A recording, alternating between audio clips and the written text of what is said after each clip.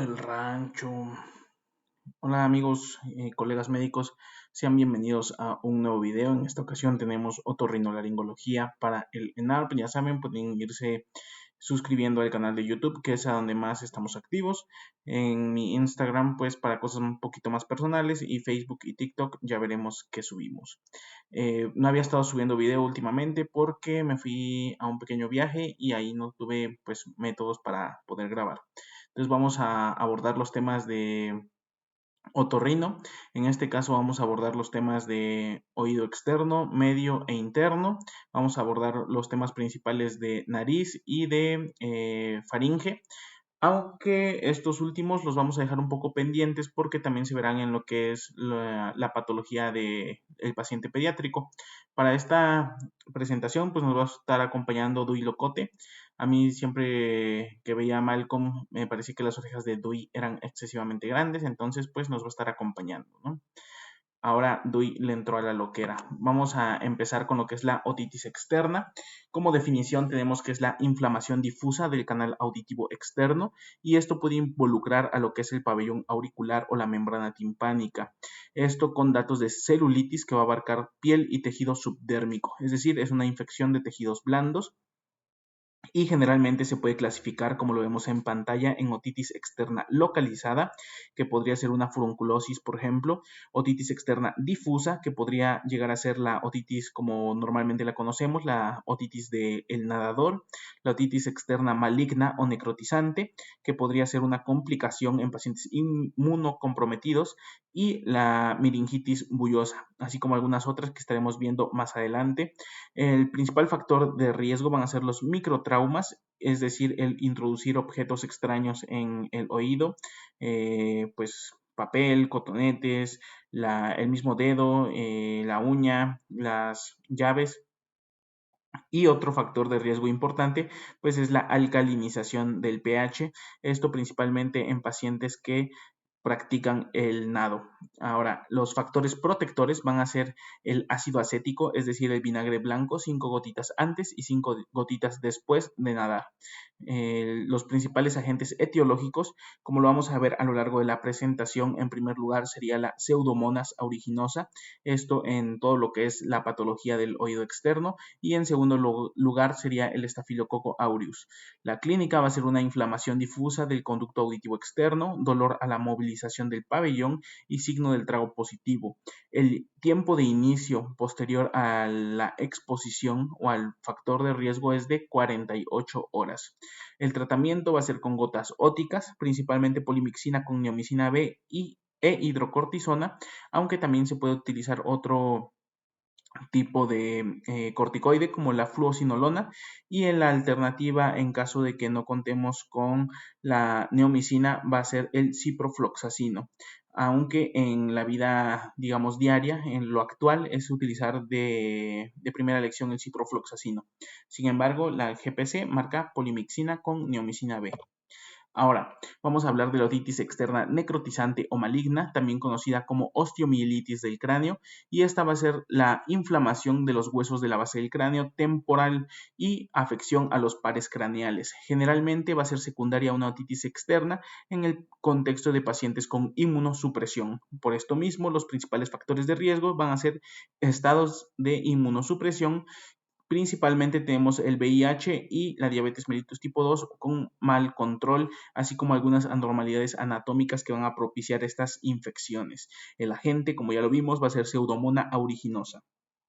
La clínica va a ser una otalgia intensa, otorrea persistente aún después de varios tratamientos antibióticos, otoscopía con tejido de granulación, formación de pólipos, necrosis de estructuras adyacentes y afección de los pares craneales. El principal par craneal afectado va a ser el séptimo. El diagnóstico nos podemos apoyar con lo que son los criterios de Cohen y Friedman, aunque no es necesario aprenderlos, sí es necesario saber cuáles son estos criterios que se utilizan. La tomografía axial computarizada simple de oídos más el cultivo van a ser los estudios iniciales. Sin embargo, el gold estándar para esta enfermedad va a ser la gammagrafía con tecnesio 99 para el diagnóstico, y para el seguimiento va a ser la gammagrafía con tecnesio 67. El tratamiento va a ser intrahospitalario con administración de antibióticos vía intravenosa, se puede utilizar lo que son cefalosporinas de tercera y cuarta generación. En este caso, la de elección va a ser ceftazidima más alguna quinolona como el ciprofloxacino, esto por al menos 6 semanas y en ocasiones requiere de cirugía. Algunas otras infecciones del oído externo van a ser la furunculosis u otitis externa circunscrita, que es una de las que ya habíamos visto anteriormente o mencionado, mejor dicho. El furúnculo va a ser una zona pilosa del conducto, la cual va a estar infectada. Generalmente se localiza en la región anteroinferior y va a tener contenido purulento. El dolor va a ser variable y el agente mayormente aislado va a ser el S. aureus. La otitis eczematoide externa va a caracterizarse por una piel libre de cerumen con ulceración, descamación o atrofia, y esto ocasiona prurito, y esto a su vez propicia un ambiente para la proliferación microbiana. La otomicosis va a ser la infección del conducto auditivo externo por hongos. Los principales factores de riesgo va a ser el uso prolongado de antibióticos, otitis de repetición, la manipulación excesiva, la humedad, y los principales agentes va a ser en primer lugar Aspergillus y en segundo lugar Candida albicans. La clínica va a ser prurito, otorrea densa, grumosa, y en caso de que sea el agente etiológico, la Cándida, va a haber hifas blanquecinas y negruzcas en caso de que el agente sea el Aspergillus. El tratamiento va a ser con antifúngico local en caso de pacientes, digámoslo así, normales, y en caso de que sean pacientes con inmunosupresión se va a dar antimicóticos sistémicos. La meningitis bullosa, por su parte, va a ser una otitis externa de etiología viral, generalmente asociada a infecciones de vías respiratorias, y clínicamente se va a presentar con la aparición de vesículas serosas o hemáticas en el tímpano y en la pared adyacente. Estas van a cursar con otalgia e hipoacusia. Son autorresolutivas en la mayoría de los casos. Vamos a ver ahora lo que es la pericondritis, que es la infección del cartílago del oído externo. El principal agente, nuevamente, es Pseudomonas aeruginosa, y generalmente va a haber un trauma previo. Esto se asocia íntimamente con lo que es la colocación de piercings. La clínica va a ser eritema, edema, deformidad e hiperalgesia, como podemos ver en pantalla. El tratamiento va a ser con antibiótico de amplio espectro de manera precoz y drenaje del material purulento o hemático en caso necesario. La pericondritis recidivante, sin embargo, no es infecciosa, es una enfermedad multisistémica de carácter autoinmune y se caracteriza por inflamación de estructuras cartilaginosas. En este caso, pues aparte de la pericondritis como tal, pues va a haber alteración en algunos otros órganos, y esto es lo que nos va a llevar a pensar en un problema autoinmune. Vamos a hablar ahora de lo que es el hematoma auricular, y para esta diapositiva nos va a estar acompañando Gabit Nurmagomedov. Y para los que les gustan las artes marciales mixtas, el hematoma auricular se va a caracterizar por un acúmulo de sangre entre el esqueleto cartilaginoso de la oreja y el pericondrio. Se va a distinguir por un aumento de volumen, edema y eritema. Afecta total o parcialmente al pabellón.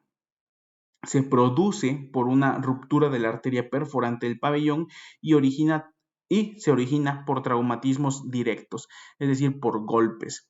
Generalmente el tratamiento va a ser el drenaje del mismo y un vendaje compresivo para evitar la recidiva.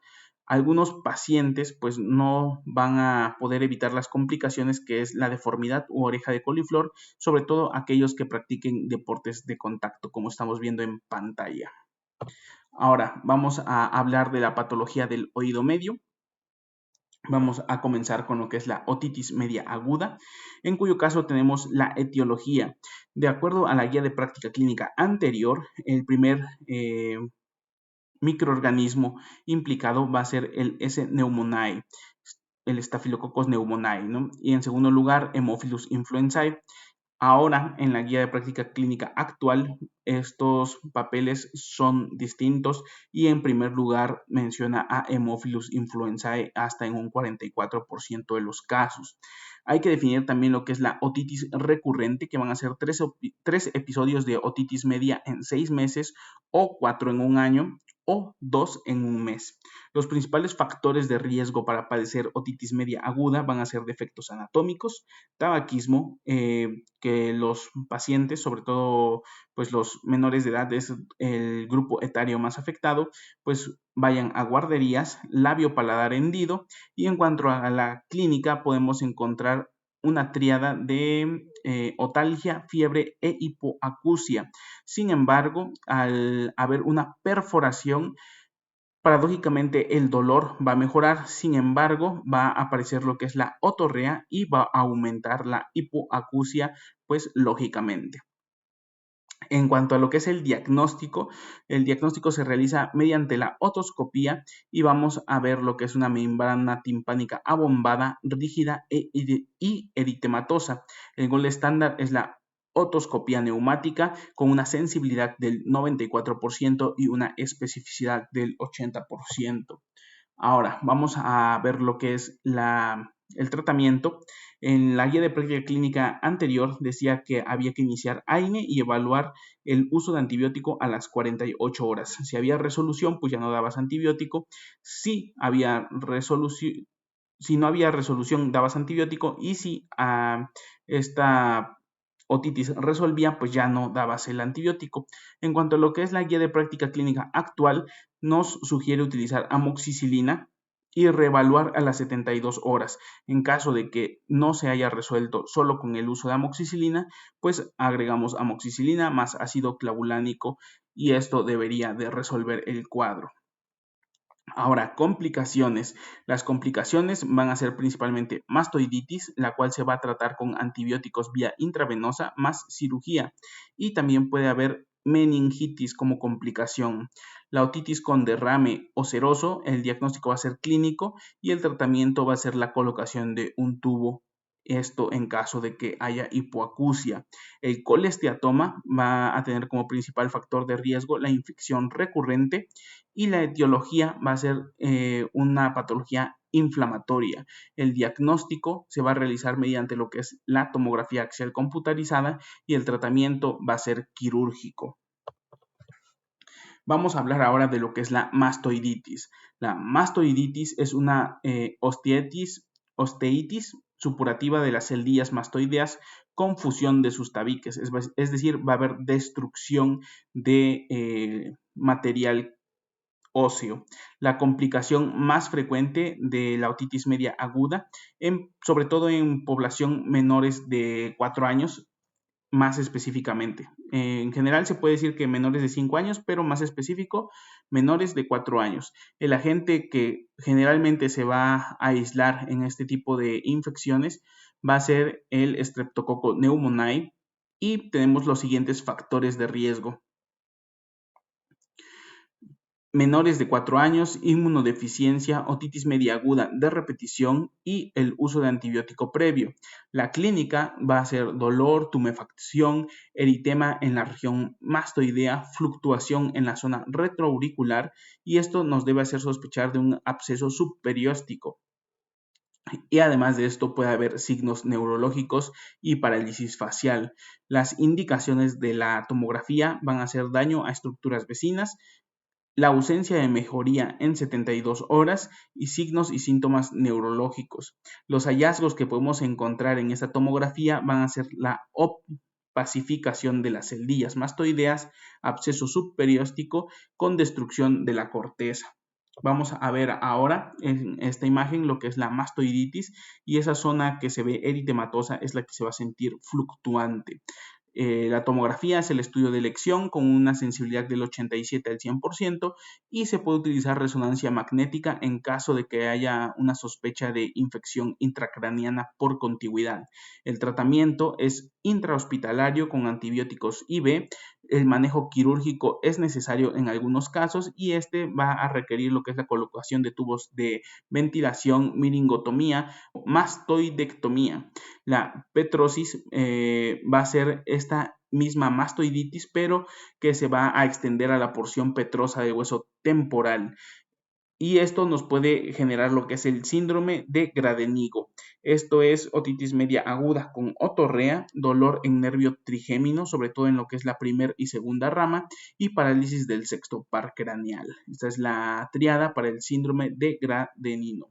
Ahora, vamos a hablar acerca de lo que es la otoesclerosis. Esto sigue siendo patología de oído medio, sin embargo es una pues patología un poquito extensa, entonces lo vamos a ver, y no es infecciosa, entonces lo vamos a ver como aparte, ¿no? Es una enfermedad autosómica dominante, mayormente se presenta en mujeres y tiene su mayor pico en pacientes embarazadas. Se caracteriza por la reabsorción y depósito anómalo de hueso, la fijación del estribo debido a una involución de focos otoescleróticos en la articulación estapedio-vestibular. Esto va a conducir a una pérdida de audición de tipo conductiva. Ahora, tenemos lo que es la clínica. Vamos a encontrar lo que es hipoacusia progresiva de tipo conductiva, y esta nos puede dar lo que es la triada de Holmgren. Esto es sequedad de la piel, es decir, que va a haber ausencia de cerumen, hiposensibilidad táctil y ausencia de reflejo vascular. A su vez, podemos encontrar lo que son las paracusias. La paracusia de Wells, que es decir, se va a escuchar mejor en un ambiente ruidoso, y la paracusia de Weber, que va a escuchar su propio masticar. Ahora, el signo de Schwarze va a ser la hipervascularidad del promontorio. Continuando con lo que es la otoesclerosis, vamos a tener que el diagnóstico va a ser meramente clínico. Sin embargo, el gold estándar va a ser la audiometría, y en esta vamos a poder encontrar lo que es el nicho de Cahart. Ahora, las variantes anatómicas van a ser palatina del estribo en el 95% de los casos, y la ventana oval en el 90% de los casos. Esto pues obviamente se suprapone uno con el otro. El tratamiento va a ser con fluoruro de sodio y estapedectomía, así como algunas medidas generales. Vamos a hablar entonces ahora de lo que es la patología de oído interno, sobre todo lo que es vértigo. Al definir vértigo, tenemos que es la ilusión del movimiento propio del sujeto con sensación de rotación, es decir, sentimos que nosotros damos vuelta. Y mareo es la sensación subjetiva de alteración en la orientación espacial, sin sensación de movimiento. Es decir, sentimos que las cosas nos dan vueltas, ¿no? El vértigo central es una sensación de que el individuo es el que gira, y el nistagmo puede estar o no estar presente. Además de esto, dura más de un minuto. El vértigo periférico es la sensación de que los objetos giran, y se acompaña de acúfenos y nistagmo horizontal. Ahora vamos a ver lo que es el vértigo postural paroxístico benigno, que es la causa más común de vértigo. Se origina por acumulación de los productos de desecho en el canal semicircular posterior. Tenemos lo que es la cúpulo-litiasis, que va a ser los restos de mácula óptica, y la canalitiasis, que va a ser partículas otolíticas en el laberinto. Lo que es el cuadro clínico van a ser crisis breves de menos de 60 segundos, acompañadas de un nistagmo unidireccional. Este se va a fatigar, y la maniobra de discal pake va a ser el estándar de oro para el diagnóstico, pues esta maniobra va a desencadenar precisamente el vértigo. Y tenemos lo siguiente, ¿no? Menos de 60 segundos y acompañado de nistagmo.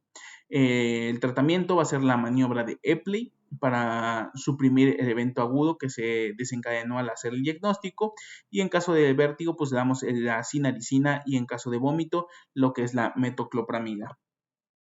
Vamos a hablar entonces ahora de lo que es la enfermedad o síndrome de Meniere, que es la principal pues diagnóstico diferencial con lo que es el vértigo postural paroxístico benigno, que realmente pues es bastante distinto, sobre todo en el tiempo de duración, y esto es lo que nos va a guiar para definir o descartar uno del otro.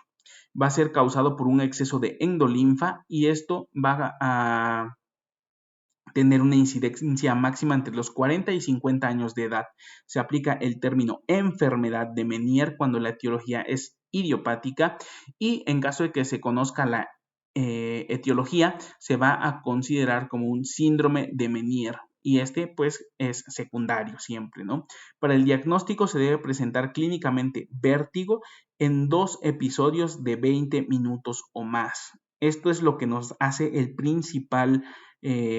la principal diferencia. En el anterior era un paciente que sus vértigos duran menos de 60 segundos y aquí va a durar más de 20 minutos. Ya con eso tenemos diferenciado uno del otro.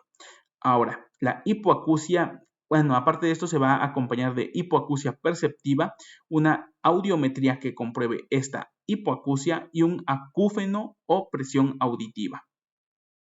Ahora, el tratamiento va a ser con gentamicina intratimpánica, dieta hiposódica, evitar tabaco o alcohol y en caso de requerir manejo quirúrgico va a requerir lo que es la laberintectomía. Vamos a hacernos dos preguntas importantes. ¿Qué son las crisis de Turr-Makin o drop attack? Esas son crisis otolíticas con vértigo súbito y de segundos de duración que pueden provocar la caída del paciente sin la pérdida de la conciencia, sin aura y sin síntomas autonómicos. El fenómeno de Lermoyes es cuando hay una reducción del acúfeno y la hipoacusia en crisis vertiginosas. Ahora, algún otro diagnóstico diferencial va a ser la migraña vestibular, el cual va a estar caracterizado por cuadros migrañosos con un componente vertiginoso que predomina por encima de la cefalea. Los síntomas acompañantes van a ser fotofobia, fonofobia, aura visual, historial de migraña y el tratamiento va a ser exactamente el mismo que en cualquier cuadro migrañoso, paracetamol o AINES. Y la profilaxis se puede dar con beta bloqueadores, ácido valproico o antidepresivos tricíclicos. Vamos a entrar entonces a lo que es la patología de nariz. Y tenemos primeramente lo que es la epistaxis. Aquí tenemos que la epistaxis va a ser la hemorragia aguda de los orificios nasales, la cavidad nasal o la nasofaringe. Generalmente estos sangrados son escasos y espontáneos. Estos suelen ser autolimitados, aunque en algunos casos puede haber episodios de gravedad. Ahora, aumenta su incidencia en la CENETUC y en la infancia. Estos van a ser los dos grupos etarios más afectados. Generalmente afecta el área anterior, es decir, el área de Lidl o el plexo de Kieselbach, y en ancianos aumenta su incidencia en la región posterior. Es más frecuente en primavera e invierno y la principal etiología o la principal asociación con alguna patología sistémica es la púrpura trombocitopénica idiopática. Es decir, de 5 a 10% de los pacientes con epistaxis tienen alguna patología pues, de base que les estaría causando estos episodios. De la totalidad de estos pacientes que tienen una patología secundaria, pues 90% se va a asociar a púrpura trombocitopénica idiopática. Entonces, pues una enfermedad bastante común en cuanto a lo que es la epistaxis. El tratamiento tenemos leve, en caso de que sea un cuadro leve, tenemos lo que es la presión manual más vasoconstrictor local. Podemos utilizar lo que es la oximetazolina o la nafazolina. En caso de que tengamos un cuadro idiopático recurrente, podemos utilizar lo que es la cauterización por medios eléctricos o químicos. Sobre todo se utiliza lo que es el nitrato de plata y en casos graves podemos utilizar un material expansible. En este caso podría ser una sonda Foley, por ejemplo, fibrina o una ligadura transnasal en caso de que requiera manejo quirúrgico. Vamos a hablar ahora de lo que son la rinosinusitis, que es la inflamación de la mucosa nasal, senos paranasales, y esto puede ser de etiología infecciosa, alérgica o mixta. El diagnóstico se realiza con 2 criterios mayores o un criterio mayor y 2 menores. Y aquí tenemos los criterios mayores y menores. En caso de los mayores tenemos rinorrea purulenta, obstrucción nasal, dolor facial, hiposmia, anosmia, fiebre. Y los criterios menores, cefalea, tos, halitosis, fatiga, otalgia, plenitud óptica y dolor dental. Los cuadros se van a diferenciar en agudos cuando son menos de 4 semanas, subagudo de 4 semanas a 3 meses y crónico de más de 3 meses. Ahora, la rinosinusitis Los principales agentes van a ser virales, como adenovirus para influenza o rinovirus, y las especies bacterianas más aisladas van a ser Streptococcus pneumoniae, Haemophilus influenzae y Moraxella catarrhalis. Ahora, vamos a tener que en cuanto al tratamiento tenemos antimicrobianos, que va a ser pues lo principal en caso de que haya una infección bacteriana, con amoxicilina va a ser el de elección, y en caso de alergia podemos utilizar claritromicina. En segundo lugar, pues medidas generales como AINES o paracetamol para control de dolor y de fiebre en caso de que la haya, y antihistamínicos o descongestionantes que van a ser pues el tratamiento de apoyo. Ahora, ¿en qué entidad debemos sospechar en caso de poliposis nasal en pacientes pediátricos? Y están en lo correcto, de fibrosis quística. Ahora, hablaremos de poliposis nasosinusal. Los principales factores de riesgo van a ser alergia, como rinitis y asma, pacientes hombres y que sean mayores de 42 años de edad. La localización va a ser la pared nasal lateral, meato medio, bilateralmente. La clínica va a ser una obstrucción o congestión nasal, rinorrea, dolor, presión facial, hiposmia, anosmia, voz nasal, apnea del sueño, epistapsis. Ahora, a la exploración física vamos a ver que los pólipos se ven con un aspecto de uva, blandos y tersos, traslúcidos, van a ser de color gris rosáceo y pueden tener lo que son la ulceración. El diagnóstico se va a realizar con lo que es la clínica más citología de moco nasal. Puede haber eosinofilia, esto pues obviamente dentro de lo que es una biometría hemática, y podemos utilizar también el coproparasitoscópico seriado de 3 muestras. Para poder confirmarlo podemos utilizar lo que es la nasofibroscopía y el método de elección para el diagnóstico va a ser la tomografía axial y coronal. El tratamiento inicial es con corticoides tópicos. En caso de que no haya mejoría, podemos utilizar lo que es los corticoides sistémicos, y los lavados nasales con solución salina van a ser de mucho apoyo. También se pueden utilizar antihistamínicos, mucolíticos o descongestionantes. En caso de que no haya resolución, podemos utilizar lo que es un abordaje quirúrgico. Vamos a hablar ahora de lo que es la faringoamigdalitis, y en cuanto a lo que es la faringoamigdalitis tenemos pues algunos puntos claves que mencionar, principalmente que la infección bacteriana es del 10 al 5% de los casos en adultos, es decir, prácticamente de cada 100 pacientes que te lleguen a ver al consultorio, 5 se deben de ir con antibióticos y 95 se deben ir con tratamiento sintomático. ¿Sale? El principal agente etiológico bacteriano es el estreptococo beta hemolítico del grupo A. ¿Y cómo podemos hacer esta diferenciación y saber si nuestro paciente requiere o no requiere el uso de antibióticos? Pues se pueden utilizar los criterios de Centor modificados para el diagnóstico de faringitis. Primero, fiebre mayor de 38 grados, 1 punto. Adenopatía cervical sensible, 1 punto. Inflamación o exudado amigdalino, 1 punto. 3 a 14 años de edad, 1 punto. 45 años o más, 1 punto. Y ausencia de tos, 1 punto. Ok, aquí 45 años me parece que es menos 1 punto, ¿sale? Ahora, ¿cómo interpretamos esto? Bueno, sumamos todos los puntos, y en caso de que tengamos una evaluación de Centor de 3 a 5 puntos, se considera que el paciente tiene una alta probabilidad de padecer esta enfermedad, y según la guía de práctica clínica tendríamos que hacer una prueba rápida e iniciar tratamiento empírico. Sin embargo, lo que son las pruebas rápidas pues no están tan disponibles en algunos casos, entonces pues si no la tenemos iniciamos tratamiento empírico. Ahora, en caso de tener una puntuación Centor de 0 a 2, pues es una probabilidad baja y no se utiliza antibióticos, ni tampoco estaría indicada lo que es la prueba rápida. Ahora, el gold estándar para el diagnóstico va a ser el cultivo faríngeo.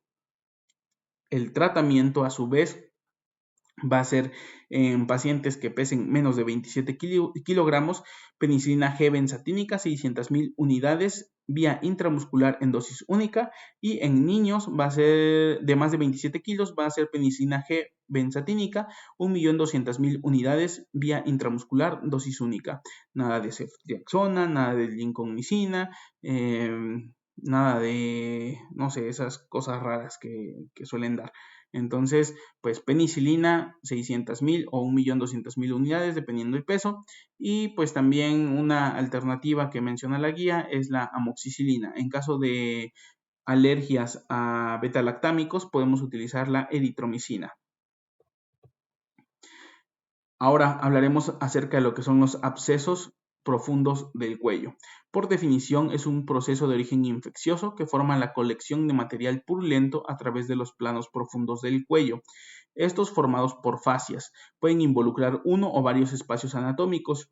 La prevención es una adecuada higiene bucal, examen odontológico cada 6 meses y uso de fluoruros como fluoruro de estaño, fluoruro de amino o de sodio, o bien el uso de clorhexidina. Los factores de riesgo principalmente es diabetes mellitus, que va a ser la principal enfermedad asociada, es decir, el principal factor de riesgo, VIH, lupus eritematoso sistémico y algunos trastornos metabólicos que no estén pues bien controlados. La clínica y el diagnóstico va a ser aumento de volumen, hiperemia, dolor, puede haber trismus, disfagia y disfonía. Podemos apoyarnos de lo que es la BH, urea, creatinina, TAC, la TAC sobre todo lo que es cuello, y en caso de que haya dolor torácico podemos sospechar de una mediastinitis, y también pues la radiografía de tórax o la tomografía axial de tórax también va a estar indicada. Ahora, el tratamiento va a ser en primer lugar la que es la traqueostomía en caso necesario, en caso de que el absceso haya crecido demasiado y ya obstruya lo que es la respiración. En segundo lugar, el drenaje del absceso, y en tercer lugar los antibióticos. Aquí sí estaría indicado lo que es la cefalosporina de tercera generación, aquí sí estaría indicado lo que es su ceftriaxonazo. Muy bien, muchas gracias y mucho éxito, doctores. Espero la estén pasando muy bien y la sigan pasando muy bien. Les deseo el mejor de los éxitos.